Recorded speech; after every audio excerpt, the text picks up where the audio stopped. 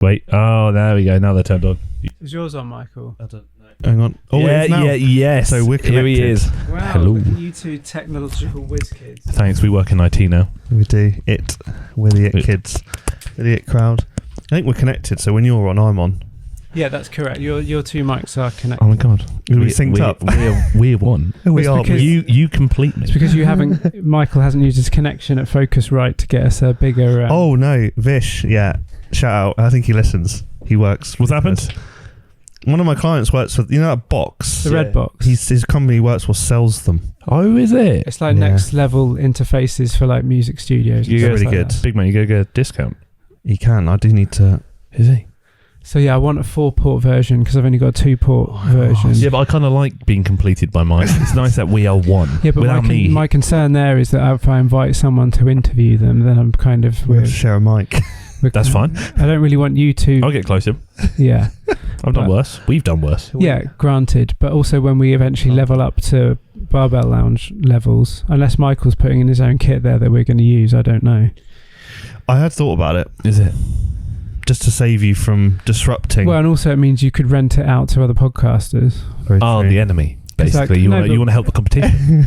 Okay. Okay. I'm trying to think of revenue streams because therefore, if you've got a podcast space set up, then you could have like a background that could be changed out depending on who's in. Like you could have like a different backdrop that could be dropped in and out and so on. We don't have a room. Too many enemies. We're going to have a space there though, right? I mean, I'll show you the plans. So we can definitely do something in the lounge. I don't want to be an afterthought in your project, Michael. But also, we don't want to disrupt other people in the lounge. No. We'd have to do it around like. We can just do it on leg press. We'll just go. Yeah, do it on leg press. Do it on the leg. Just get a table and stick it in the middle of the gym and stand up and talk. That's what Barbell Shrug did. Yeah. They just used to just get a plyo box and just stick all of that on there. And that's just fine. stand. But it has to be set up and put away. It needs to be unless it's a box that's literally you can make like like a flight case. Yes. So everything's already set in a flight case. You lift the lid off, unfold the mics, and it's ready to go. That something like that would be fine. Or you sound like you already know about these things, so maybe just if you send some stuff. I'll figure it out. Hear me out. Yeah.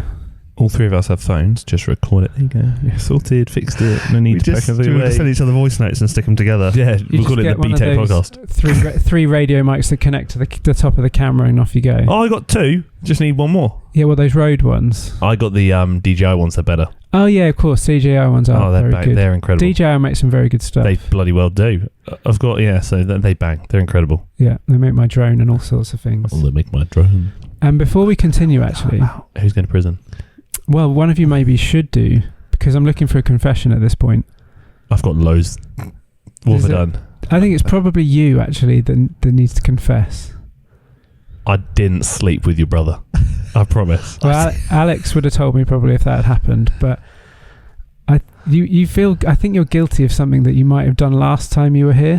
What did I Don't look at me, dude. I can barely remember what I did 10 minutes ago. I don't even know what I'm doing in 10 minutes' time. What did I do last time? On the pod. Oh my god. What's this? Oh, It's my willy. have you picked a hole in the pickle? What have you done to my willy? Have you picked a hole in the pickle? I'm asking which one of you is responsible Give me my for pickle. breaking my pickle. How's that? Oh, it's got a little crack in it. No, it's been ripped open by someone who's been sat playing with my pickle. I didn't touch your pickle last week. So is it my I didn't touch the He pickle. didn't touch the pickle either. So if the pickle's been broken, it's been accidentally, unintentionally weeks ago because I played with that last week. Then Mike told me it looked like me.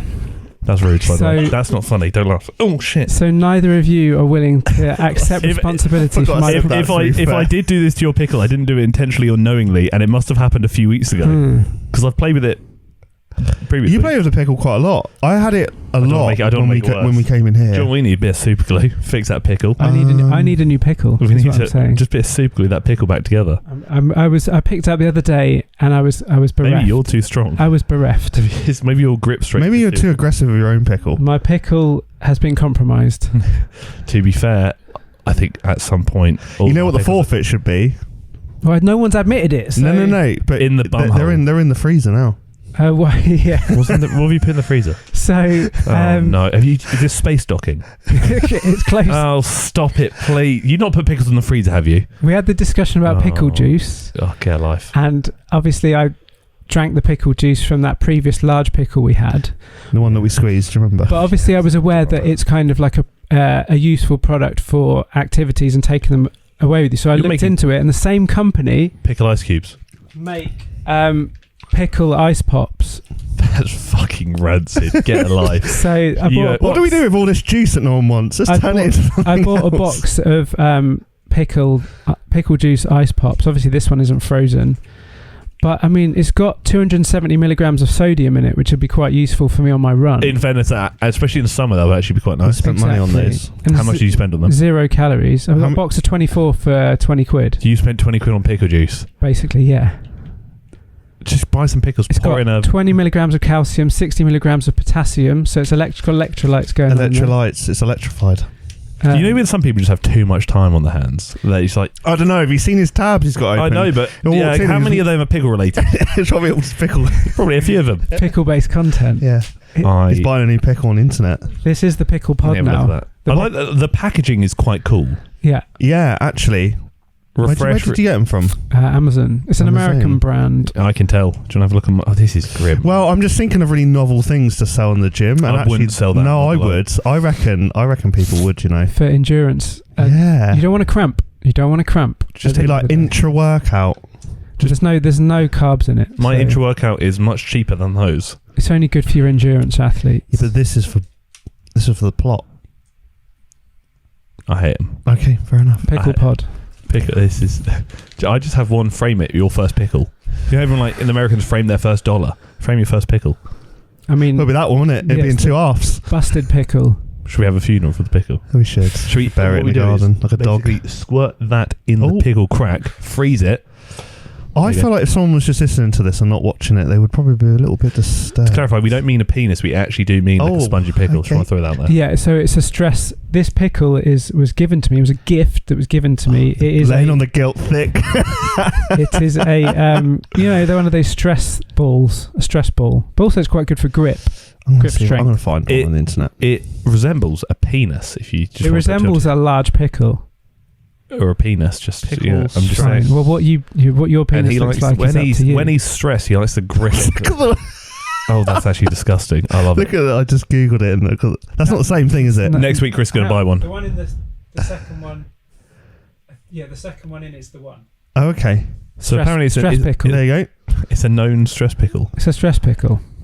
Jokes and gags. Squishy pals pickle. Gags. Interesting. £2 from Asda. Interesting choice of words. Gags. Yes. Yeah, oh, he said yes too. What, sorry? Hello. What are we talking about? Put it down. What are we doing? I'm looking at discussion points. Oh no, we're in trouble. Well, hang on. Did you prepare any discussion points? I sent some in the chat, didn't I? Yeah, but can you remember them? No, I've got no internet now. My Vodafone have decided that my internet just doesn't work anymore. Okay, well I do have Wi-Fi. For your own good. I don't know your Wi-Fi though, do I? Yeah, I can give it to you. Yeah, connect me. Then I can get the discussion points. You can get an emotional support pickle. I need more. If you go to look for my Wi-Fi, then I'll share it with you. Which one is it? There's about 50. Oh my god, you're such a fusspot. I'm such a fusspot. Yeah, Does it not usually look for nearby people to suggest it to? Normally it says, do you want to share with? Yeah, this is where he has not got your contact saved and it's really awkward. Oh yeah, he probably doesn't have my contact. I do have yours saved actually. Well, you're not coming up. It's not giving me prompting. What about yours, Michael? Is it prompting? What are we doing now? Well, you don't have my Wi-Fi, do you, Michael? That'd be why then. Who's the fusspot now? Wait, hang on. If I go on the Wi-Fi, what's your Wi-Fi? BT Hub 6. What's your download speed? I don't know. It's not mega. Anything? Get a life. No one, my phone doesn't want to share with any of you people. So maybe it's a you problem, not an us problem. Yeah, maybe it is. Take responsibility and just take your bloody phone. If anyone knows how to connect to Chris's we'll Wi-Fi after. No, too fair. So anyone, I know this is a riveting conversation for the podcast listeners. It's not a great start. Yeah, well, someone get your willy out. No, because look what will happen to it. Valid. Yeah, don't break another pickle. That's a euphemism of something else. Subjects, what do we have that Harry put in? Who's going to prison? Oh yeah, who's the most... But these aren't serious. Okay, you've got... I think it's very serious. Our biggest training mistakes. I think prison is a very serious matter, thank you very much. Yeah, so Harry's suggested topics. Who's most likely to go to prison and why? Interesting. Yeah, it just came up on TikTok. I was like, oh, our biggest training mistakes. Serious topic. Then a topic that says flip around, which I was worried about. The best thing we ever did to enhance our training. Oh, I see where you went there. Our guilty pleasures, which is worrying. I mean, mine's obviously pickle related. And then obviously, what to look for in a gym was that's actually fairly equipment. reasonable. See, so on, let's go through them then. All right. Go on. Well, we haven't. We can save that for the actual episode. Oh yeah, obviously. could do. We're just doing the catch up. Like we barely even said hello to. No, actually, one word answers to all those right now. Harry, prison. What am I going to prison for? Prison, yeah. What are you going to prison for? I'm not actually. Let's not answer that on the podcast, shall we? That's for legal reasons. Let's refrain from redacted. Yeah, I mean, I don't really think it's worth bringing up you in prison, to be honest. Like, I'd have a great time in prison. Yeah, I'm sure lots of people have a good time if you went to prison. No, my bumhole's sore enough. To be fair, you're restricted from sharp objects in prison, so that's useful. Restricted from sharp objects at home. I'm already in prison. There we go. Yeah, you're already. I'm mental prison. I'm experienced and acclimatized to the prison environment. There you go. You might become institutional. So you volunteer as tribute. That's what you're trying to say. Institutional. Please don't arrest me. Please don't arrest me. I'm worried what might happen to me. I saw a video on Instagram the other day of a kid who managed to drink an entire tub of mass gainer powder in under 5 minutes. I respect that. I had 3 scoops once I pooed my pants. He mixed it all up into 5 drinks and just downed every drink. What mass gainer though? Because if it's not mutant mass, mutant mass gave me lactose intolerance. Mutant mass sent me to therapy. What's the American brand that's in green tubs that Arnold once had a range of? Muscle Farm. Muscle Farm, yeah. Oh, it was a tub of theirs. Yeah, but in fairness, most of these mass gainers, like the Optimum Nutrition one, the big tub, 6 kilos, I'm pretty sure it was 7 servings or something ridiculous. And they give you a shovel to use to put it in the... Mass gainers just used to freak me out. They're full of shit. Just add more oats to things. Just eat more food, man. It's actually not the heavy. I can't get my calories in. Just eat more. Grow up. Yeah. Honestly, I'm having many 1,000 calorie, and I have a little scoop away at night for extra protein. I haven't touched a mass gainer for years because last time I did mutant mass just gave me the darkness. But honestly, when I say mutant mass I didn't even get any bigger. No, I got very unwell. Yeah. 4 scoops, honestly, I remember 4 scoops of mutant mass would fill up a whole protein shake with no water. Yeah. You'd have a shaker of just powder. So I was like, shit, what do I do? So I used to split 2 and 2 and mix it. And it was 1,200 calories for both of them together. Literally. Honest, yeah. And I used to just drink it. And I remember I got 3 scoops in once and poured it down the drain, nearly blocked my drain because it was just so... you had to chew it. I took the blender we had at home into work, one of the gyms I worked in. Broke. And it filled the whole thing up. And it just... when it's so thick, it just... instead of turning, it just kind of went... It churns. And I was just cool, that's going inside my body soon. It's literally like blending butter. Yeah. It's so bad. Cement. It's just kind of going around. I remember, because Rich Piano used to obviously be sponsored by them, and he was like, yeah, mutant mass. And after he came out and obviously left mutant, he was like, full of shit. Don't do it. It's really bad products. So bad for you. Don't waste your time. Yes, and I was just there yeah, man. I got very unwell every time I drank it, but I carried on going thinking this is going to help. Muscle Fuel Anabolic. USM. That's the first protein powder I ever bought. The black tub caught me in. Because it said anabolic, and I thought it had steroids in it, and I thought it would mean I was taking steroids without knowing. Yeah, it had a special ingredient in it. It's just more sugar. And it tastes like shit. It was so bad. USM used to have the biggest booth at Body Power. Yeah, USM were big boys, Massive. Before Gymshark really blew up, USM were the boys, and now they just exist. Have you ever represented on a stand at Body Power? I was on yes and no. I went to the Vice Grip stand when we had a bit of a deal with them, the grip company, clothing grip thing. I spent a bit an hour on the stand there, but then we just went off elsewhere and went wandering. Not really. I did stuff with Biotech USA when they were making an effort in this country, and then they just basically gave up on England and just took all their money back to Hungary. I don't blame them. To be honest, I'd give up in England too. And obviously Mark Bell, I did stuff with him. You did improve your bench, didn't you, Slingshot? Yeah. I was just in charge of taking... basically, I wasn't sponsored by them. It was my wife that was. Yeah, I remember that, yeah. But I would turn up and clearly be handy with a camera, and Mark would see that and be like, you can come with me and do loads of interviews with us. So I just followed Mark around to interview people like Thor and Phil Heath and Jay Cutler and people like that, basically. So that was fun. Yeah, but Body Power back in the day used to be so much... I used to love it. Really look forward to it. We used to get a hotel room. Yeah. We used to get... a whole carload of people up to Birmingham. Fun. It was so fun. 2 nights. Yeah. After the first night, so much pre-workout, just straight to the gym, all pulling PBs. And you go to a club in the evening. Yeah. No, that's never me. No, we used to go out. And then we used to go out. Yeah. That's not me. Because you're just high on like 2 or 3 grams of caffeine. Everywhere's just full of people in vests who think they're people you saw an hour ago in the gym who you saw 3 hours before that in body power. Like, we're just hanging out now. The one thing they all have in common, or 2 things, they're all smaller in person. Yeah. And they all have horrendous skin. Yeah. All like big bodybuilders are quite small in person though. I was stood next to William Bonac for breakfast when I was in Madrid. Because I stayed in the same hotel as all the competitors at the Arnold Classic.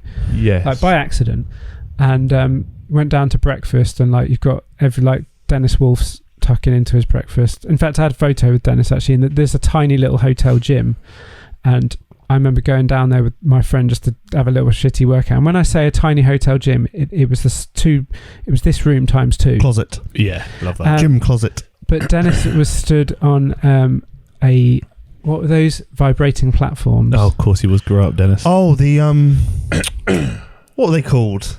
Why can't I think of that? Anyway, you know the vibrating platform. The plate things. Yes, that's it. Yeah. They were like, it's like doing 1,000 squats in a minute. No, but anyway, no, he stood on that. He was hunched over it. I think he'd trying to get he'd obviously flown in and obviously thought he'd maybe get some water out of his calves or something like that. But he was like doing little calf races while I stood on the whatever it was called, vibrating plate. Why can't I think what were they called? I know what you mean. So annoying. They were worth like $5,000. They were so expensive. They just rattled my brain out. I sat on one once, just literally sat there. It just made me need a poo.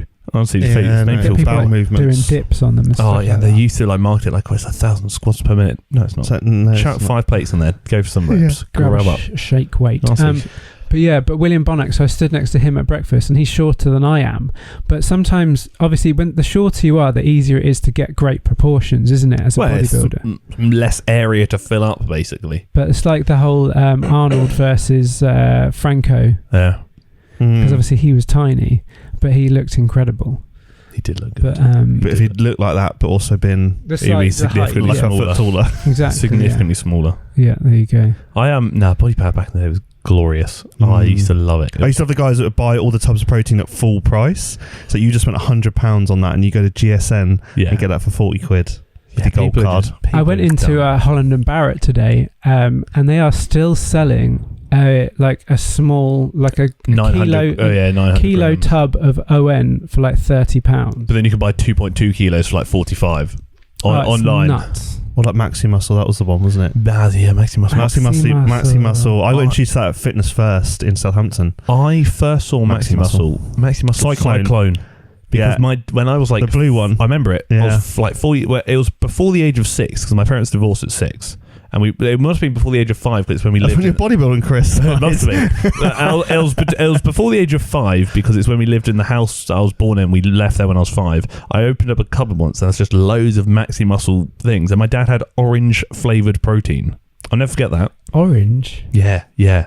Now, so my concern, these days with protein powders, you can get clear whey. That kind of I have that. What the fuck is that? It's like squash. It's actually really good. Like squash. Is it nice now? It's actually okay. It's like it's squash with 20 grams of protein, and you're like, I have cranberry and raspberry one. It's a couple of ice cubes in there. It's actually all right. Can you bring some next time for me to try, please? Genuinely, actually, it's a bloody good invention. We'll have a little. It's changed it because I didn't like the milk kind of whey. I just hated the chocolate and the strawberry and whatever. I just got bored of it.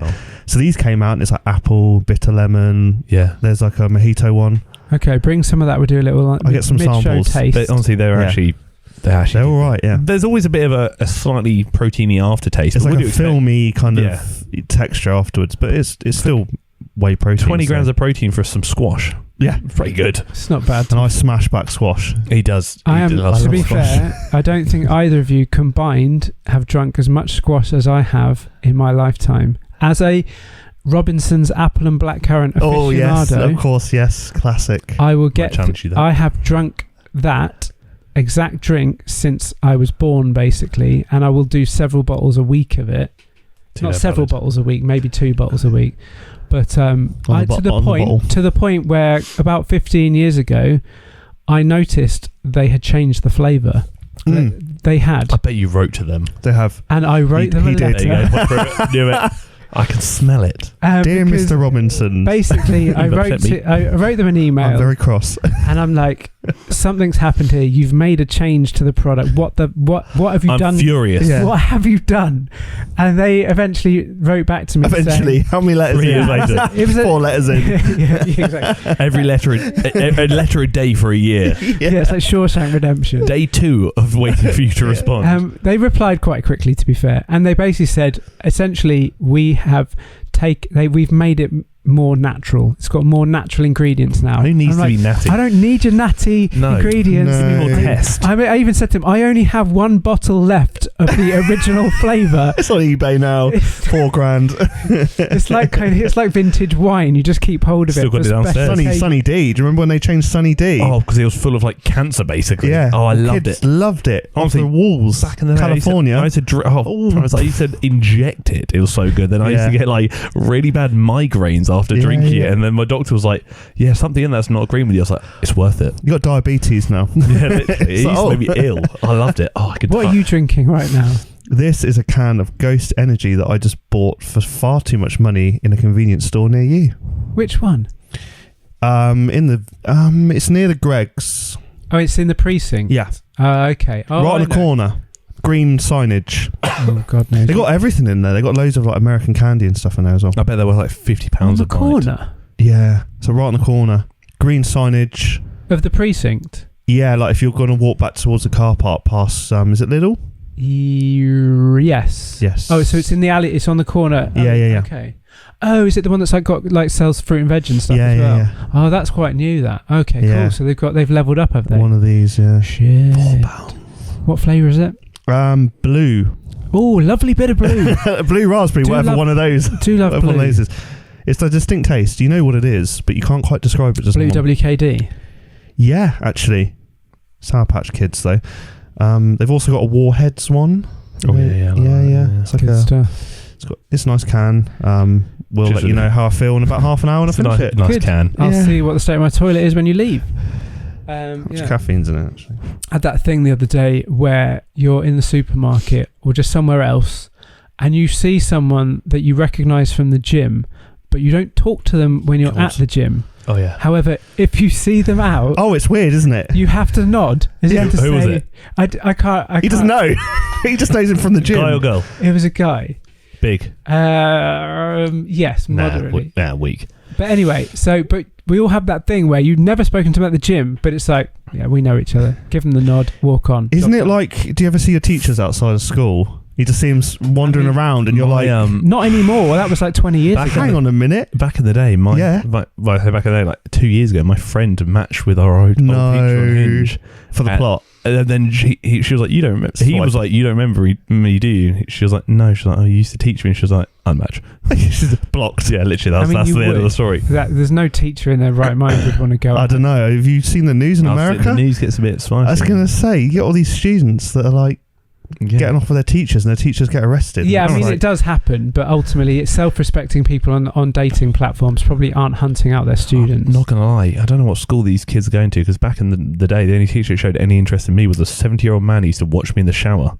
I mean, he's still watching you. He probably is. He used to, and that's a true story. I'm not going to give you a real name, but hello, Sibbo. If you're listening to this, you might be dead, I'm not sure. But I remember what you said about me washing my willy in the shower. I'm never going to forget that. I hope for his sake he is not here anymore, because... Well, I mean it. We used to go shower. Obviously, it was all boys' school. And he used to sit there. Like, you used to have this big, like, communal space. It's like a doorway. And then a chair in the middle with loads of, like, showers in there. And he'd stand in the doorway and he'd, like... There was no eye contact. It was pickle contact. And he'd stare at your penis. And then he'd just look and then, like... Is that where your ferocious bumhole cleaning regimes come from? Well, you never know what's going to happen if you bend over in front of Sibbo. And then he... I have a good idea. Maybe. But he... and they used to be like, oh, make sure you wash the blood, sweat and tears off. Otherwise, I'll do it myself. Right. And, oh, God. God. Mike has left the chat. It was really bad. And then I look back at it, because I was like 14, 15. I look back and I was like, that's just kind of problematic, isn't it? That's not nice. A lot of things that have happened in your life are kind of... You're probably looking back at, unpicking a little bit. Yeah. A few things have happened. Yeah. And then the therapist is there being like, I'm just going to get another pad. Yeah, literally. He stands in the doorway so you can't leave until he's satisfied with how much you washed yourself. You think I'm joking as well? That's dead serious. I don't. That's actually dead serious. I know, I believe you. I think when we went to my school, it was wild. Good stuff. And that's what's made me the man I am today. So anyway, who's going to prison? I'm used to it. I've already been conditioned from you should push the button now. Yeah, all right, fine, okay. I'll do. They pointed at me.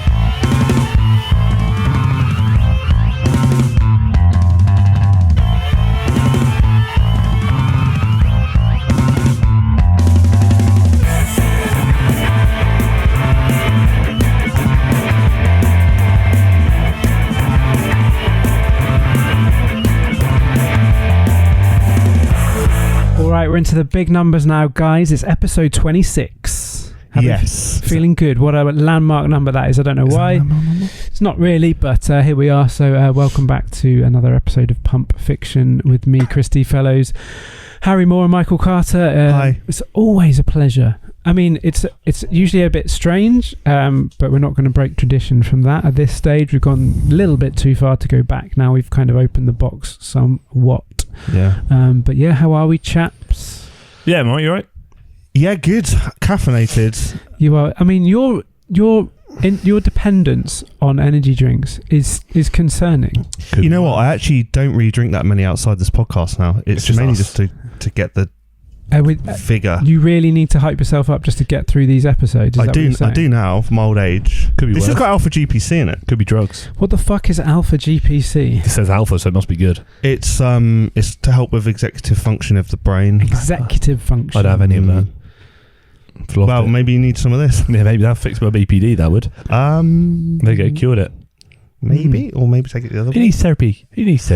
Just have some of that. How's all the TikToks going? We've run out now. Oh, so this is it. This is the TikTok content. Yeah. And I did say in the chat the other day, it would be nice if you two could wear some brighter colours. And I don't own any.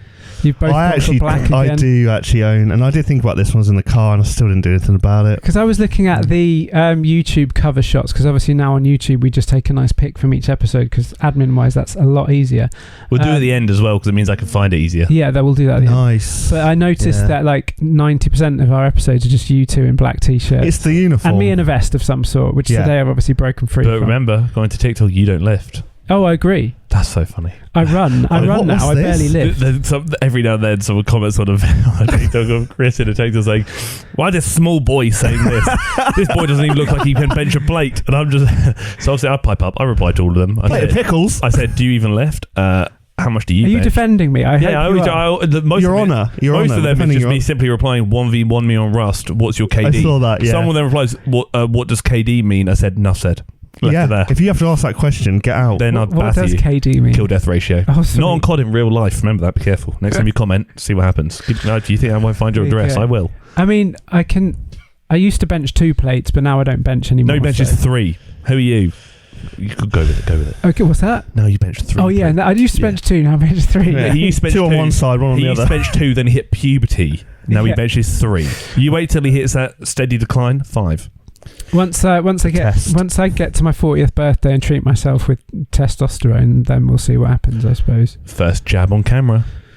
I'll help. Well, do you think that would work? I think that might get banned. You might get demonetized. Oh wait, we don't get money anyway. Yeah, we're not there. We're about halfway to money, aren't we? Yeah, something like that. Halfway to money. That's the name of the episode. Yeah. So if you're listening to this, go on YouTube, subscribe to us, and have a gander, please. It helps us get money. I'm going to write like an old soul record called"Halfway to Money." Yeah, we can get a good like £10. And we can do that on the 30th one. You can put that in. I mean, I can get a guitar out now, plug it in, and we can do some like you can do some screaming, and I'll do some you can put the distortion up to 11, and off we go. Some light strumming. These go to 11. Pickles there. Pickle, strum your pickle. He's got pickle dysfunction now.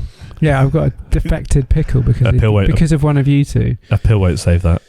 Note that no one admitted to busting my pickle. Innocent until proven guilty. Natty until proven juicy.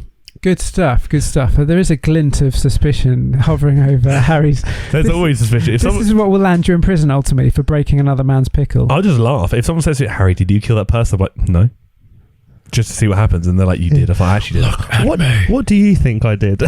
What would you say? Whatever you think I did, prove it. There you go. But what are we talking about today, chaps? That is the question I'm asking both of you right now. I'm going to pass. You're going to pass, Wind? Who's going to prison? And why? You've done that. That's you. That's easy. You basically proffered what to look for in a gym, or what do we look for in a gym, was one of your subjects. What to look for in gym, biggest training mistakes and the best things we've done to help our training. Okay, so bang, bang, bang. Let's start with biggest training mistakes, because I feel like everyone's made mistakes in life. I'm still making many. I am a mistake, so I'm used to it. I'd say for me to start, I would say my biggest training mistake was more thinking that by putting on like 15 kilos, I was going to get massive. And I probably did gain some muscle, but I just got fat, basically. That's all right. That's what we like. I like that. Fat Chris era. I had that era where I just was like, well, obviously when I first started down for bodybuilding, I was tiny. Like if I pull up a picture and show you in a minute, you'd be like, wow. Because ultimately, I obviously went straight on a deficit for 6 months to get to my first competition. Oof. I was dedicated to it. I had one cheat meal in 6 months, and that was 4 weeks before my competition, just because I just wanted to get it done. And also it was like a very, very slow cut, so it was not severe at all, and then in that way it was probably quite beneficial. I was bone dry for it because it was all done very carefully. But then after the competition, it was like, right, I do really need to get bigger now. So I don't know whose idea it was actually, now I think about it. Was it my idea? Was it someone else's idea? But anyway, it was like, right, I just need to get bigger. So 5,000 calories a day was my goal. Like that. And I was basically making, my breakfast was, I'd make in a frying pan with loads of oats and raisins and honey and butter and eggs and stuff, stir it all together, frying pan in the oven, make a huge flapjack that was that big, 1,500 calories, and then I would break that up and just eat that for breakfast. And then throughout the day, loads of rice, and then I'd get to the evening and be like, shit, I've still got 1,000 calories to go. So I'd basically make my own little rice pudding with more rice, effectively like custard, Nutella, peanut butter, more honey, and just basically load that in. Yeah, so I was just absolutely. He was getting about 50 grams of protein a day and 400 grams of sugar. I was still getting like 200 grams of protein, because obviously I didn't weigh a lot at this point. Of those 5,000 calories, only 800 of those calories are from protein. I love the idea of it's like if you ask a child, like, you can do your own set menu today. And it's just like M&M's for breakfast. Yeah, anyway, so I went from a stage weight of 66 kilos for my first competition, and I made my way up to 90 kilos. Wowza. Bloody hell. And then when I dieted back down again for my next competition, I weighed 67. I weighed in 6.5. I weighed in at around 70 kilos. So I'd made progress, and this was over so for a couple of years I was quite large, if I show you the pictures. And then but I had to drop 20 kilos essentially in 15 weeks, which I did. Fair play. I just was so, in the early days, I was so bizarrely focused on what I needed to do and what I wanted to achieve. There's something to be said about once you break a certain weight barrier, though, it gets easier to get back there. So there is that. I agree with that. I think the first time you ever diet for a competition is always the hardest. It's like really draining and mentally tricky. But after I did a few competitions and diets, it just became so easy to do. Like I would just drop into that mindset, and also the body was so much more accepting of like shedding the fat. Sure, and also when I put the fat back on again, it was more evenly distributed. I do feel that is a real thing. But that, so my biggest mistake, I think, was definitely just getting too wham. It's getting too big. What about you?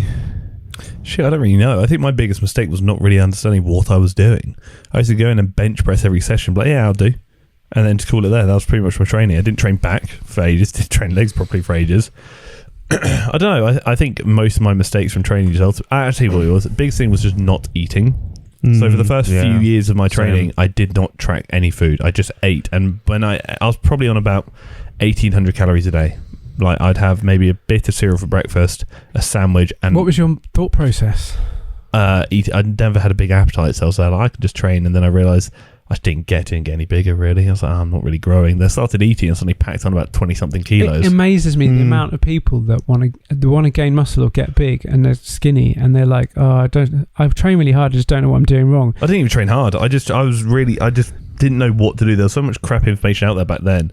This is obviously before the internet was really big enough for me to really learn from things. Like this is like 10 years ago. T-Nation. Yeah, this is even before I knew what T-Nation was, and I was just like, I just don't know what to do. Then eventually I found out what macro tracking was, and I was like, oh my lord. I was like, I don't have to eat chicken and rice like 6 times a day, and that's what I thought bodybuilding was. So as soon as I found out I could actually eat with freedom and actually had to eat more, I was like, I could do this. Could you imagine if you started now with all the tools we have available? Oh, famas, I'd be on the Olympia stage never. Still would not be eating enough calories. I'd probably same. I probably would have hopped on gear at 19. Well, yeah, I think that's the problem, isn't it? Now for the TikTok. If social media famous. Yeah. If we all started over again and the media was where it's at now with the information it's putting out and the exposure to drugs that is now, I think we'd all have been on stuff straight away because we'd assumed that was what you needed. I think if I could go back and do it again now, what I'd do is I'd probably like start training at like 16, have like a good 5 to 7 years of actually like properly eating, like actually really nail it, kind of milking what I can for those, like, let's say 7 years, and then hop on gear. I think early 20s. I think it's probably fair if you like really pushed hard through those growth years, definitely. But I think more for like, if I was thinking about longevity, then obviously you leave it for as long as possible. But mine would more be for social media benefit, for also competitive benefits. This was always my rationale for gear taking, was that I never like looked dimly on anyone who took gear.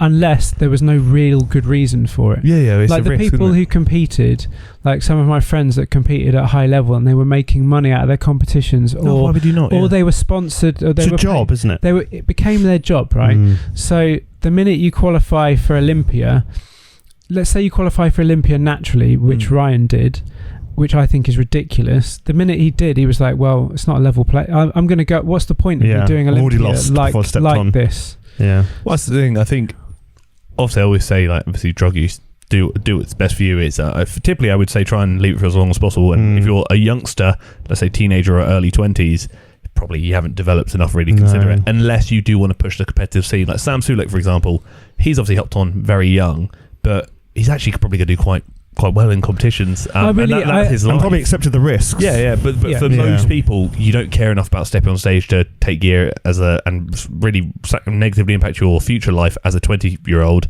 Probably, if you are going to hop on, wait for a little while. It's actually something I think you said on another episode, which has stuck with me about this idea of it kind of being like a life sentence. And it's like, if you're happy to be like... That's the main thing that stops me. Yeah, it's like, think about going on holiday. I think you mentioned this. It's like, you have to now consider taking your things with you. And some places you can't. Most places you can't. Yeah. A lot of young guys that say 20 say, I want to go travelling after uni, 21 years old, and they're on gear. I'm like, how can you get TRT for 6 months when you're not prescribed it? You can't. Your natural testosterone may take a little while to come back, and you probably don't have the facilities in place to bring it back naturally. You're screwed. You're going to feel flaccid as shit when you're out there travelling, feeling pretty crap about yourself. So you got to think about those things. If you want to get a prescription, that's a bit of an ordeal unless you go privately, and then you've got to pay money for it. I mean, that's the main reason that I like, even for me, thinking about eventually getting on testosterone. If I were to do that, then basically I have to continue to do that forever. Is that what you're saying? Probably, yeah. Not necessarily, but realistically, if you're going on TRT, you would only go on TRT to commit to that for the rest of your life. Because it's like, why would you hop on something to bring your levels to where they should be to not commit to that forever? And then come off it and will it go down again? Yeah, and they'll just plummet. Yeah. Obviously, it's replacement therapy. Yeah. I mean, I know a doctor you can speak to who will help. Yeah, I know. I just feel like it's too much admin. It is, and it's the inconvenience of if you do go away and you do have a prescription, you then have to bring it with you. You actually have to justify that, show the prescription while you've got needles on your bag. So many things. You've now got to jab yourself twice a week, and then it's like if you're out, if you forget it, it's just a bit like, oh God, what's going on? Yeah, it does sound like a bit of a stressor. It's a bit, yeah. But that's what, when you're 21, you don't think about that. No, you don't, because you don't think a year ahead, 2 years, 3, 5 years ahead, and then you're like, oh shit. You think about the weekend, that's about it. Yeah. Oh yeah, kids aren't thinking about the future with any of this. Or like the likes on Instagram, like, oh, you're looking really big now, and you're like, oh, that makes me feel good. I bet they're all still miserable though. I see quite a few guys coming into the gym that I train at, and I'll see them 1 month and they'll be like, wow, he looks big, and then I'll see him another month and it'll just be like, you just look a bit shit. And it's like, cycled. I don't want that fluctuation, because ultimately it doesn't. And also mentally, what's that doing to you? If like you look in the mirror, like I remember speaking to a guy at a gym a couple of years ago, and he was like, "Oh, it's such a good feeling being on juice." But then when he's off it, I could tell that he was obviously just miserable, because ultimately he doesn't look very good and he doesn't feel very good. So it's like these highs and lows just don't seem horrendous. It's one thing that natural people don't really have to consider in a lot of cases, is that when you hop on gear and you go down that route, you actually have to accept that you actually have to regress. So you go on a cycle, make the progress. When you come off, you're going to regress a bit. No matter what, you might maintain, but a lot of times you probably will regress a bit. But natural people don't have to think about that. They don't think about, I need to regress to progress. You actually have to be like, I'm getting smaller every week and there's nothing I can do about it. I'm getting weaker every week. I'm getting a bit smaller every week. I feel a bit worse myself. And you're just waiting until the next cycle starts to be like, now I can get going again. Now I can move forward. It's like 2 steps forward, 1 step back, 2 steps forward, 1 step back. Whereas naturally you can make smaller steps forward more consistently until a point, obviously. Yeah. But it's obviously you got to think about how it's going to impact your mental health. Some people they hop on a bit of test and they feel like a god, and you're like, oh, well done. Other people run 2 grams of gear and actually not really feel any different. It really depends on the person. Yeah. But then when you hop off and your natural testosterone levels plummet, like, I think we know how impactful hormonal fluctuations can be. Women, when they're on their period, for example, look at how much that can negatively impact their lives, their moods, their health, and all sorts. Yeah. It's almost like you have to go through like menopause as a man when you come off, because you just lose menopause, because you might keep a lot of your estrogen, but you'll lose a lot of your testosterone. And then your estrogen comes up to kind of level things out, doesn't it? And then all of a sudden your test is dropped and your estrogen's still quite high, and it's just like there's that. Whoop. That's usually where a lot of these skin issues come from. When people go on gear, gear gave me bad skin. It's that didn't necessarily. What actually can really contribute to bad skin is hormonal fluctuations. If your hormones are steady, your skin is usually might be okay. If your hormones are fluctuating, you're on and you're off, that's when you start breaking out. Normally when you start cycle or when you finish cycle. Well, I'm not going to lie, you haven't sold it to me, so we'll park that one for now, I think. Cool. Right, list of pros and cons. Yeah, definitely. Right, Michael, your mistakes in training or gym life. Well, I kind of had similar ones to you guys. Like, one that I did think was, not really knowing what I was doing. Probably not following a program for long enough. Program hopping. Mine was probably also thinking to move the needle less. I used to always do big wholesale changes when I wanted to. I'm gonna threw the baby out with the bathwater. Yeah. So it was like, all right, go buy the protein powder. Right, and it's good to have a plan in place, but it was such an adjustment period from my current lifestyle to my new lifestyle. I didn't stick to it, because as soon as one thing derailed, like, I don't know, I missed my shake, my 10th shake I was supposed to have that day. All of a sudden my brain was like, oh, you've not really followed it today. Right, we'll start again tomorrow. And then it would just get into I used to get into that cycle a lot. I'd do something for a couple of weeks and then I'd kind of fade out of it because life would get in the way, and I just didn't have a very sustainable plan. So I think that's what I would go back now and do, is I'd start like with the building blocks that we talk about. Training program. I'd probably find a mentor as well, someone that was further ahead, that, in my formative years. The best thing that ever happened to me was obviously when I got into it, was I met Ryan like straight away. Like, when I wanted to get into the gym, I was like, because my other half was looking for a coach for competing, and I have found him. He was running a kids gym locally in Bracknell, and I spoke to him, and it was the best thing I ever did. And I think that is, for me, the best advice I could give to someone starting out is to maybe not rely on the internet. Find someone bigger than you, figure out what they did. That's it. Find someone with like a wealth of experience, who's walked the walk, who's been through the highs and the lows, who can basically educate you and give you some good information, and just work closely with you, because the internet can't do that. The internet isn't personal, and ultimately for every argument you find to do one method on the internet, you'll find someone trashing that argument. So you'll only ever keep searching the internet until you find a narrative that suits you, and that isn't really the best thing, because ultimately you don't know what you want. You're just looking for an easy path.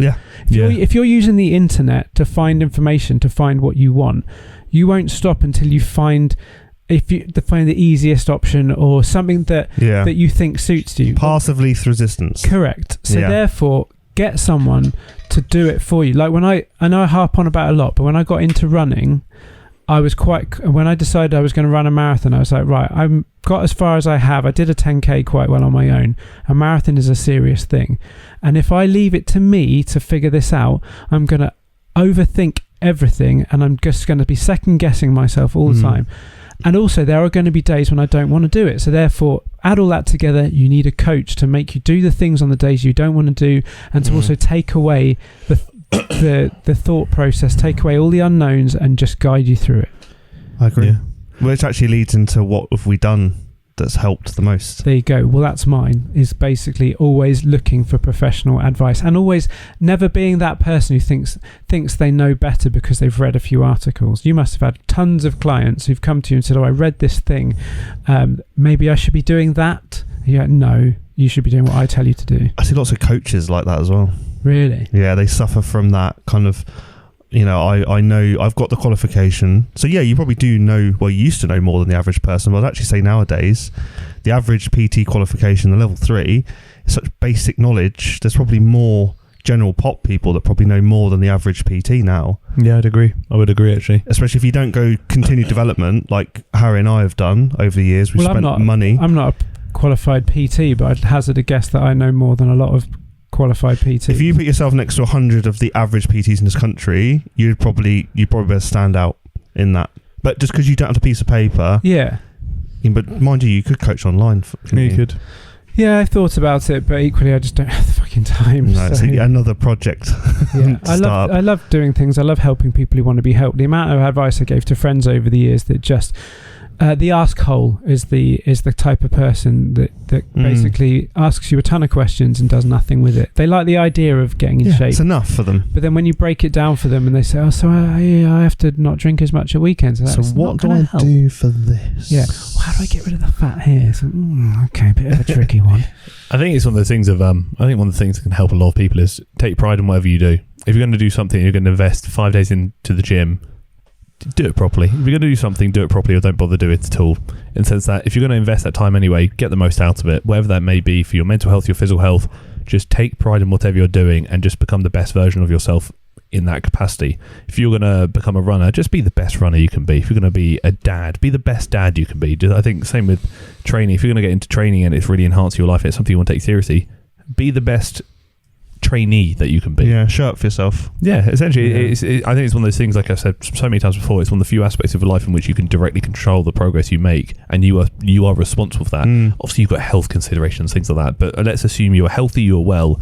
The only person who is going to make you better, make you bigger, make you stronger, make you faster is you. And if you're not doing any of those things, you're not doing enough. Sleep better, sleep more, eat better, eat more, train better, train more, like whatever it may be. Those are all controllables, and it's one of the things, no one's going to do that for you. It's you have to do that yourself, and you need to take pride and I think responsibility for your progress within the gym, which is something I think a lot of people struggle to do. How many people you see in the gym that have looked the same for 3 years? Most of my friends. There you go. But most people in most gyms, unfortunately. But if that's what they want, I respect it. That's their goals. I fully respect that. But if they say, I haven't really progressed for 3 years, I really want to get bigger, no, you don't. If you wanted to get bigger, you'd get bigger. Oh, it's not that easy. Actually, sometimes it is actually that easy. Look, it's about priorities. I would say I'm a solid example to people that know me. I've progressed for the last 10 years. I've never stopped progressing to the point where I'll see the guy that I train with, Lawrence, and I've made progress on my arms this year, for example, something I used to struggle with. So I've made progress there. I've made progress on my chest, my shoulders, and he can say to me, he even said to me the other day, "You are like." I'm still making progress at the end of the day. He still sees that. As long as you're moving forward. And for me, that just keeps me motivated. And I just don't understand a lot of people that I've known over the years that habitually will go to the gym 4 or 5 days a week because they enjoy it. It's part of what they want to do. They want to look good. But they're still not willing to really address like their diet and what they do outside of the gym, all that sort of stuff. And if that makes them happy, I respect it. But I'm similar with you, is you're investing this much time into it, you might as well get something back. That's so true. You don't even need to invest more time. You just need to better quality. Just be more efficient. You actually probably invest less time. You should have to probably think a bit more beforehand to get a bit of a routine in place. I think it's just one of those things of people want things, but then they realise to get from here to here, it's actually quite easy. To get from here to here, shit me, that gets hard. That's when you really got to start locking things in. They're like, that's too much for me. So, well, if that's too much for you, then it's just not for you. It's that first line that is the initial kind of motivation. We talked about motivation before. Like, oh, cool, I've seen a couple of results here and there. And then it's like, right, now in order to sustain that level of result, you now need to do even more work than you did before. And they're like, oh, well, I kind of felt like this was going to be one and done, really. I didn't really want to commit to this. So you do the diet, you reduce your calories and stuff, but to stay in that shape, I have to keep eating. When can I go back to what I was doing before? When can I go back to eating all the shit I ate before? But and look better. You're like, you can't, sorry. It's even bulky. I don't enjoy eating that much food, but I'm like, it's a part-time job at that point, isn't it? To get to where I want to be, I have to do it. And I don't enjoy this, but I'll enjoy that.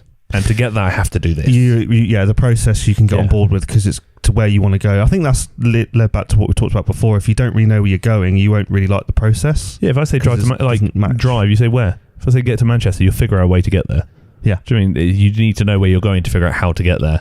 I think if someone came to me and said, from tomorrow you'll never progress in the gym again, then I'll move on. I'll find something else. Find a new challenge. That was why I started looking for new challenges last year, because it's like I felt like I wasn't making as much progress as I used to. I wasn't competing anymore. I needed new challenges. I needed ways to get better at something. Yeah, I think I spent too much time in life previously being stagnant in some capacity, be that like mental progression, physical, whatever. It's like at that point you turn around and say, life's too short to be stagnant. I want to constantly keep moving forward. I know it's not that easy, but I want to at least keep trying. I think one other thing that's worth mentioning is people need to not have a certain opinion of themselves all the time, in that, I couldn't do that.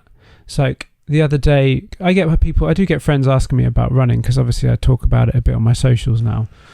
And so they'll be like asking me about footwear and stuff like that for running, because they want to do a little bit. A friend messaged me the other day saying about footwear, and he says, I want to get into running, but I could never do what you do. I'm only just thinking of doing 5-10k. And I'm thinking, well, why have you immediately limited yourself? Also, why are you comparing as well? Yeah, equally. I'm not asking anyone to compare, but like, I feel like the worst thing people can do for themselves in their own progression is to basically decide what they're capable of.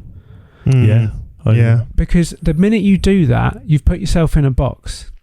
Now, my thought process whenever I start something, in my mind, if I work hard enough, I can be the best I can be at that. I could win things. Like I look at, in my mind, if I was given the opportunity to be a Formula 1 driver, if I had the money, I'd be good enough to win it. That's in my mind. That's how I feel about it. But there'll be people out there who would look at it and go, I could never do that.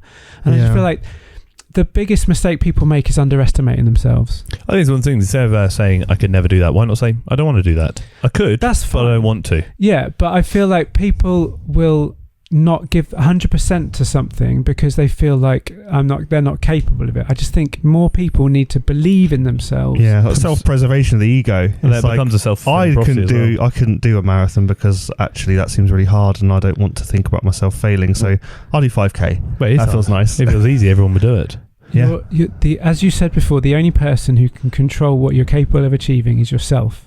So therefore, if there's something you want to do and right now you don't think it's possible, then invest in finding out how to make that possible, because everything is possible. I say this to clients sometimes, is that if you actually do exactly as I tell you, like genuinely, if you do exactly as I tell you, I can nearly guarantee you will achieve the results you want. But you probably won't do what I tell you.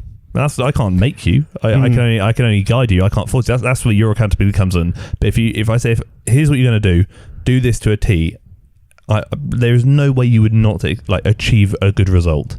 Like categorically, you just can't, because you are doing all the fundamental principles that you need to align with. And if you don't achieve results, then you've done something wrong. I literally got a text from a client today where I train husband and wife, and they're great. They follow everything, and they've just come back from a holiday, and she texted me today. Just like she's a big talker in her sessions, but we don't really communicate outside sessions very much. And she sent me this really long text that basically just, in a nutshell, just said thank you, because I've always worried about wearing a bikini. They just went to Mexico. I really worry about wearing my bikini, and I've just met up with an old friend who's not seen me for a while, and they said I look so happy. That's good. And I look good. My energy's good. I look good. And I thought, I'm going to reflect on that. And actually, I really enjoyed my holiday because I didn't moan about what I was wearing, and I just relaxed. And thank you. Yeah, because they can be present. Yeah. And it's like all they've done, I don't mean to make it sound so easy, but they've just followed what they've been told. They did what you told them to do. They just invested in, we're investing in you, so we'll follow what you say. It's like you go to a doctor, you say, I'm really ill. They say, do this, you'll get better. Yeah, do this and you'll get better. Okay, you did it. Oh my Lord, I got better because you did as you told. You go to the relevant professional that knows what to get you to do. Yeah. But you've got to do it. They've obviously come to you and say, I want to achieve this. I'm going to go to Mike. He's going to help me.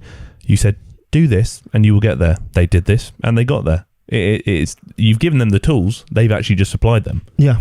And that also makes you feel good as well, because you've had a positive impact on their life. Definitely. And I keep saying to them, basically what you've just said is I can give you the blueprint, but you do have to follow it. Yeah. Like, it has to be you that does the hard work. And go to IKEA, you get a chest of drawers. It tells you how to make it. You've got to make it though. You've got to know exactly what to do. You've got all the tools to make it. You just actually have to put it together, which takes work. You could get better tools though, and that applies to this as well. You need to invest in, if you want to do well. Like, I invest in good running shoes because they make me better at running. It's like you get into something and you do it half-assed, so you buy shoes that don't necessarily suit you, and it's going to be painful, and you're going to get blisters. And running in Vans. But also, don't be all the gear, no idea. Yeah, there's a balance, granted. If you're turning up squatting 2 plates with every SBD thing in the world, I might probably get better first, man.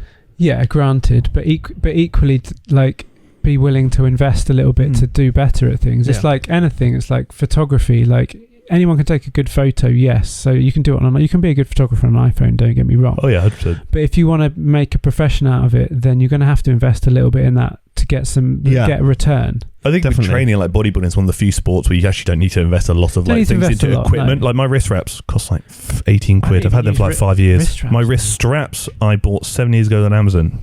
It cost 7 quid. Still bench more than any of you rats. Remember that. At best, you just want to probably find a half decent gym. Maybe not even with the best equipment, but definitely with the right people in it. I think that's something. Environment's huge. If another lockdown happened tomorrow and I was stuck in my gym at home, I haven't got all the machines, but I've got everything. I've got everything in there I need to make. You are the machine. Give me a barbell and a rack, I'll be fine. I've got the dumbbells, I've got cables, I've got racks. I don't need like loads of fancy machines. Don't get me wrong, I love it when you go to a gym and there's like 7 different glute machines. The glutinator. Obviously, Chris went for the glutes. I don't know why. Same, man. Me too. Because it's a bit niche. It's a bit niche, isn't it? But what I mean is, like, most gyms you go to, they'll have a chest press, a shoulder press, this, the basic stuff. But I love it when you go to a gym and there's multiple, like, slight variants of the same thing. That's great and everything. But equally, if shit happened tomorrow and I just needed to rely on dumbbells, barbells, and cables and, like, what the basics, then I could. Yeah, you'd come to Barbell Lounge. There you go. No, hang on. There's going to be good stuff at Barbell Lounge, right? There's going to be loads of cool machines. The glutinator. The glutinator? Is that so? That's what they call me in prison. Is that one of the ones? Is that one of the glutinator? Is that one of the ones where you push, kick back? No. I'll go on those. No, I'm going to show you the glutinator. Is that actually such a thing called the glutinator? I can pull it up on here. What's glutinator? You have too many tabs. You can get a software that we talk about this. Your tabs into. No. We've literally had this conversation. I've just had a bit of deja vu. Then. Which one is it? The one that says glutinator. It looks like a hip abduction adduction machine. Glutinator. I don't know. This one. Show me. Okay, yeah, I think I see this fella. It's plate loaded. This fella here. It pivots. Is that it there? Yeah. So it pivots. So as you abduct the hip, it pivots at such an angle that it hits the glutes really well. It does look like it might have a dildo strapped in there somewhere. I feel like that's going to be in the next Saw movie. Or you're at the dentist. That is the electric chair. Have you seen Burn After Reading? Yeah. Where he takes her downstairs to show what he's made. It's that sex chair. Because that looks like that. I mean, there is a YouTube video of the guy using it. I mean, he looks happy. Sure, there are other videos of men using it as well. Yeah. Yeah, so you're not digging my tabs, that's what you're saying. Yeah, you're going to have the juiciest glutes, Harry. Juicy glutes. Don't know if that's going to happen. We'll get you in those little hot pants. I might come to Barbell Lounge just for glute day. Can we sell some sort of sweeties that are called juicy glutes? 100%. In your gym? Yeah, of course. Fat bum. Just like that tastes like peach flavoured. Peach Haribo, basically. Yeah, basically. They need to be something that's can they be dextrose in it. Yeah, so energy sweets. Yeah, something like Haribo, basically. Yeah, with a bit of Anavar in them. Trent? Yeah, maybe. Oral Trend, that'll be a new one. Juicy glutes. Liver toxic. Just a little. May contain future risk of cancer or similar problems. Sunny D's. Sunny trends. Sunny D's. Get some Sunny tea in there. Sunny D bowl. Sunny teas. I love a bit of Sunny tea. Sunny tea. Sunny 300 milligrams of tea. Lovely stuff. I did actually get the email from the Food Standards Agency today saying they're going to come visit us in the next month. They're going to do taste of Cybex machines. Yeah, well, obviously we're getting the lounge done soon, aren't we? Of course, yeah. So we might come down and knock up fry ups where you put on like a just stick them. Where is your kitchen? Oh, basically it's in the back of Chris's car. Just stick them on the leg curl. Ask him to do a set of 10. Yeah, fine. Yeah, you can only come in if you can bench 3 plates. 3 plates for reps. 3 plates of what? Reps. 3 All of them. plates. Every plate in the gym currently, 0. Okay. Yeah. No Cool. plates. Have we nailed that? I think we've nailed it. Sure. I think we got some good stuff in there. I think we've actually done all right. Yeah. Cool. I think we've done well. How long's it been going? Must be nearly an hour. We're coming up to an hour, but that doesn't bang. include the kind of waffle at the beginning.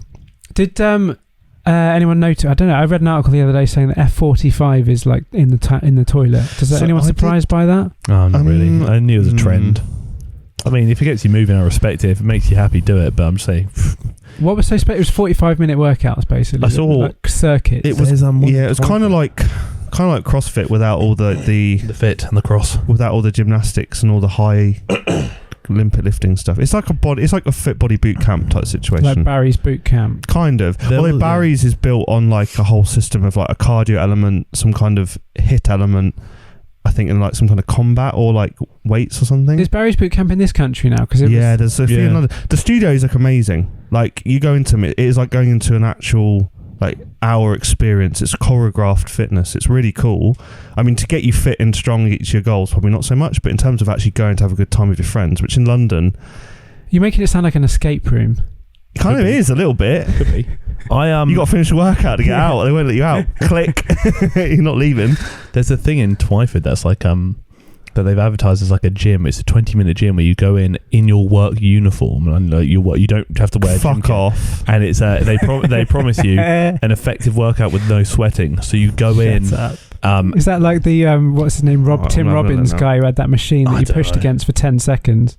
Yeah, they say they expect you to turn up in your suit, train on lunch, and then not sweat and go back to it. And I was like, you know what?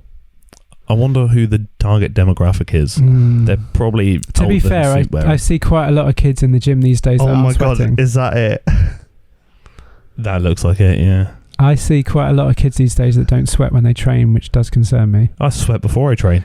I just worry that people aren't working hard enough anymore. Nah, people are just too scared of training hard. That's why so many people spend all this time like trying to get the most optimal movements, when in reality, which is great, but learn how to train hard first. But training hard is difficult. Learning what's optimal is easy. No sweat. New gym in Twyford is perfect for people who don't like traditional fitness centres. Just go for a walk at that point, honestly. Genuinely, just go for a walk. Carrying dumbbells. Oh my god. No loud music, no mirrors, because God forbid you could see yourself. Honestly, just go for a walk. Doesn't even raise a sweat. But what are they doing in there? Revolutionary gym after he's diagnosed with type 2 diabetes. Well, good for you, Paul, for doing something. But we're going to go to your gym. We're going to test it out ourselves. You're going to turn up there and make loads of noise, grunting, Planet Fitness lung alarm, racking up as many of their 2 kilo dumbbells as possible. That looks like a Cybex chest press, plate-loaded one, which actually is a good bit of kit. Maybe they've limited their plates to only being 2.5s. And what happens if you do sweat? Does that mean you have to leave? They kick you out. No, there's an alarm goes off. Sweat alarm. Humidity detector. And they come down and they start punching you. Like carbon monoxide. They just put it above you and you're like, so maybe someone runs out with like a towel and just dabs you and then says, no sweat. This is it. The studio is cooled to 17 degrees so your body doesn't sweat. I'm not gonna lie, I sweat when it's cold still. I sweat in like minus temperatures.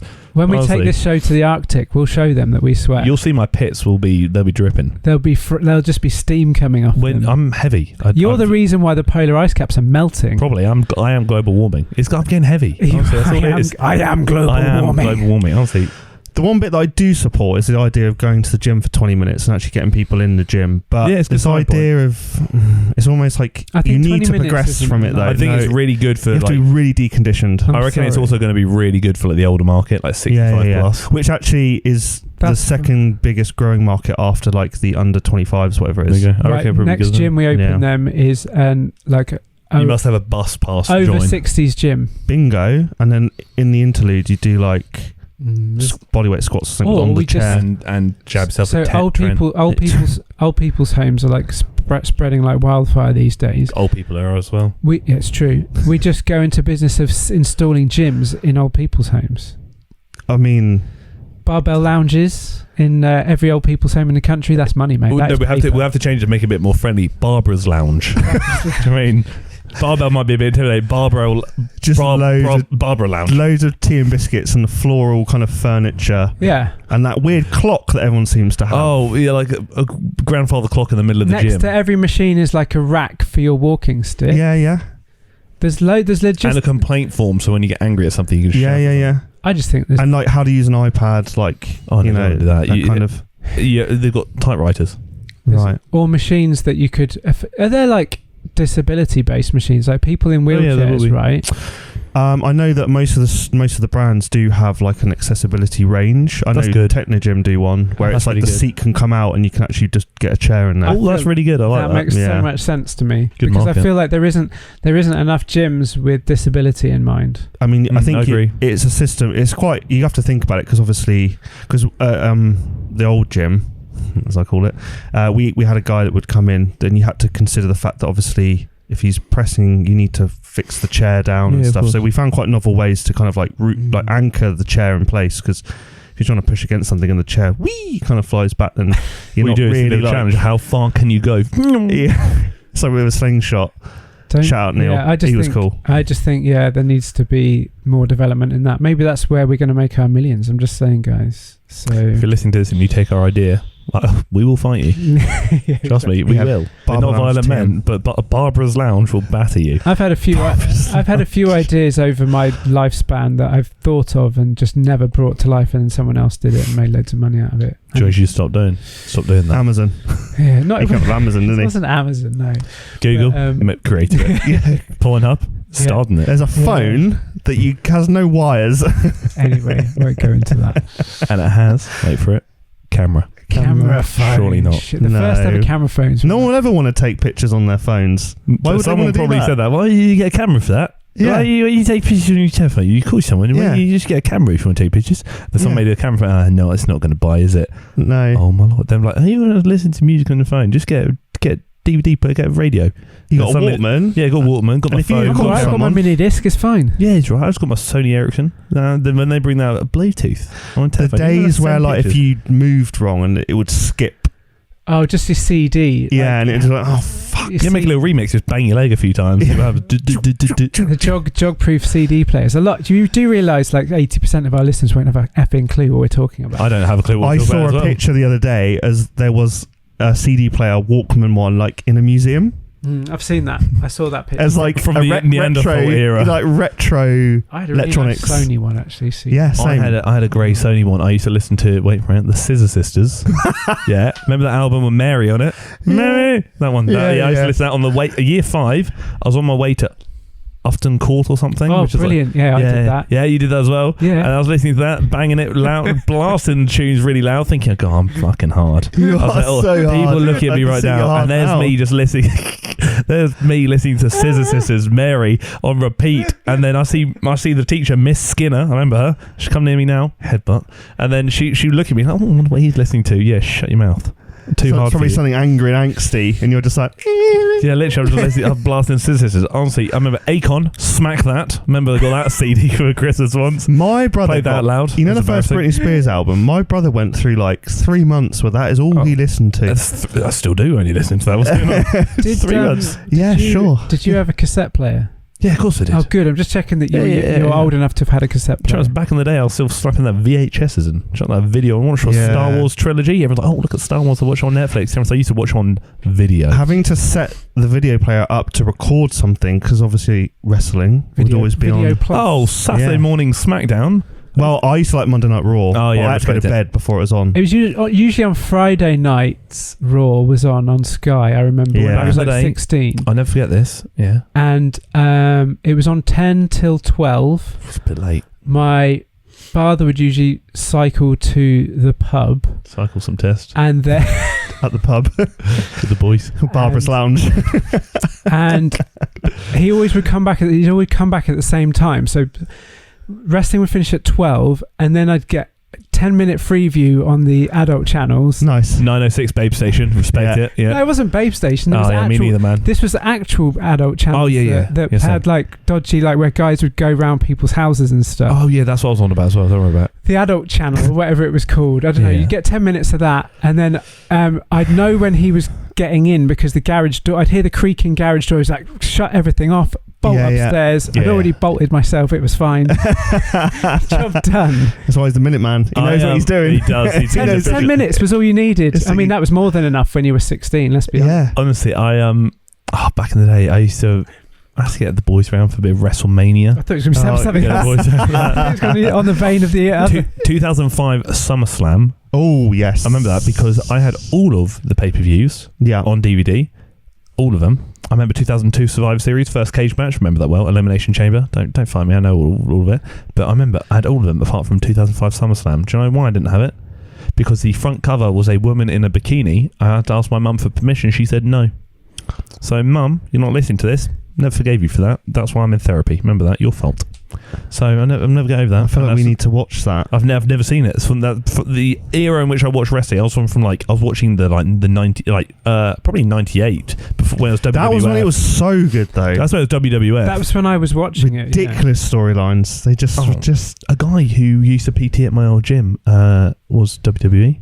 DJ Gabriel. Oh, Steve, yeah, Big Steve. He didn't get very far. No, he didn't get very far, but he was in their development program, but he had no personality. Oh wow! Guy goes to my Slough gym, Levi. If you're listening to this, I know you're not, but we're like that. I reckon he does a lot of UK wrestling. Give it a couple of years, I reckon he'll be in WWE.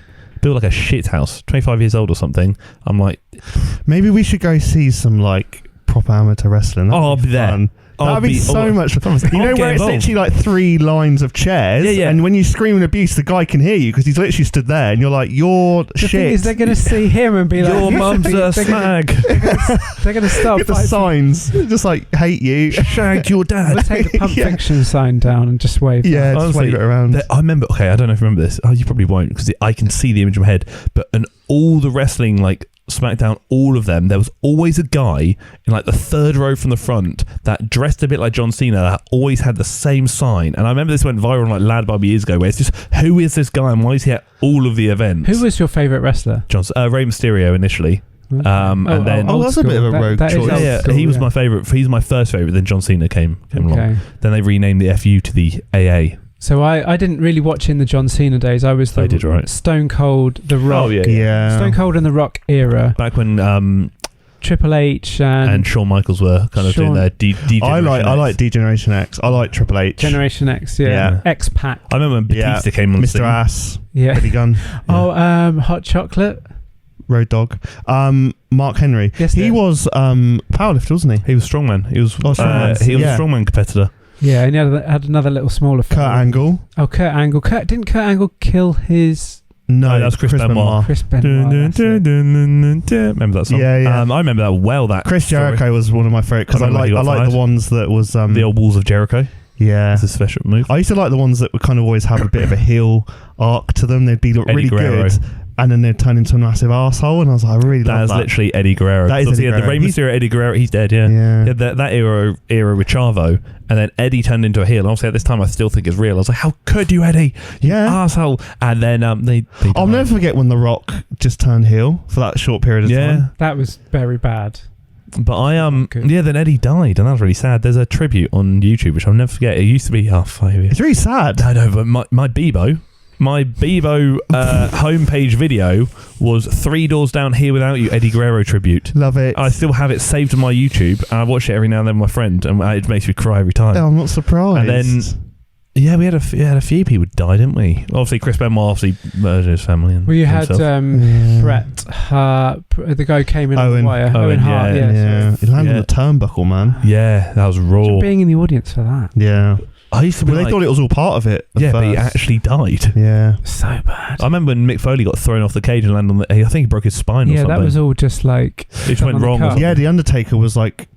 It was a fight in the top, and Mick Foley was like, throw me off. Do you remember and he was like, what? He was like, yeah, throw me off. It'd be fucking amazing. And they broke his back. And it's like the most iconic wrestling moment. Because in the when he chokeslams him through the cage, that wasn't supposed to happen either. Because they had the dramatic intro, was like, and then that was one of the scenes of black and white, him getting thrown off. But you remember Undertaker had his motorcycle era. Oh, the American Badass. Yeah, the Dead Man Walking song. Rolling. He had his when it started with the Dead Man Walking thing. My first ever phone ringtone I'm not joking. When I had a Nokia 3210, with the No Fear logo on it. Yeah, literally. And my first ever ringtone was me recording that on like YouTube when YouTube was like just come out. So I must be like 10 years old or 11 years old or something at this point. I was recording it, and then I made it the ringtone, and I was like, "Fuck me, I'm hard." I was like, "Anyone come near me, I'll kill them all." Good stuff. Well, I think that's quite enough. I could talk about wrestling for hours. I love it. Honestly, you wait. We're gonna go to a wrestling event. Oh, I would love it. I'll ask that Levi dude. Yeah, and he, like I said, his job is literally he's a pro wrestler in the UK. Perfect. Well, let's do that. That's a date. That basketball. We'll get some hockey in or something. Yeah, give me a trend or something. Yeah, not sure about hockey, but sorry, what? Sorry. Team training. Oh no, basketball for you. Yeah. Wrestling for you. Old people's home for me. Okay, Meet fine. Barbara's Lounge. Meet Barbara in her lounge. We're visiting you in prison. Oh yeah, That's going to be Barbara's Lounge. that's what I'm going to call my cell, Barbara's Lounge. And then my cellmate's going to be called like Big Steve. I'm like, you're right, Barbara. So, Big Barb. if you are watching on YouTube, then comment below your favourite wrestlers, because we can discuss that on the next show. If you do have a favourite wrestler, None of you watch wrestling. Kane. If you do watch wrestling, then do pipe up. Or if you want to tell us Your favourite old people's home near the you. first album you ever bought, we'll discuss that on the next episode. If you throw that in on the comments as well. Robbie Williams swing when you're winning. Is it? Robbie Williams swing when you're winning. Followed soon off my teenage dad. For the first time ever, I'm cooler than you, because I had a much cooler first album. Mine was Nevermind. Oh wow, that's I mean, fair play, mate. Yeah, it's a bit raw. My parents did not know that. You are blessed with the first albums, because mine's Jamiroquai. That's actually not too bad. Jamiroquai is. Yeah. I respect it. I remember buying it in the big Tesco in Camberley. Yeah, it was on cassette. I think it was £10. Have we done the Tesco's car park? Yeah, I'm sure you have. Hang on, I thought you only relieved yourself at in your own. No, I only poo at home. I wee anywhere. Good stuff. Right. We got one in. Yeah. And then on that, I wee outside my therapist's house every time I see her. That's true. Sorry. That's on that bombshell, everyone. Don't tell Lucy. Don't tell Lucy. I feel scared to ask to go to the toilet, so I wee outside the house. Definitely reached. I see her 3 times a week. Remember that. Good stuff. I mean, my finger's hovering over the end. Bye. I'm sorry. Quickly. But yeah, this has been episode 26 of Pump Fiction. They're getting worse every week. Christy Fellows here. Follow me. Radical.Mike. Follow him. Harry_TFNL. Check us out on TikTok. Pump Fiction Pod, I assume. Yeah. YouTube Pump Fiction Pod. Instagram Pump Fiction Pod. And Barbell Lounge. And Barbell Lounge. I'll tag it in the video. And Barbara's Lounge. Coming soon to Barbara's Lounge. See you next time. 10% discount if you've got a bus pass.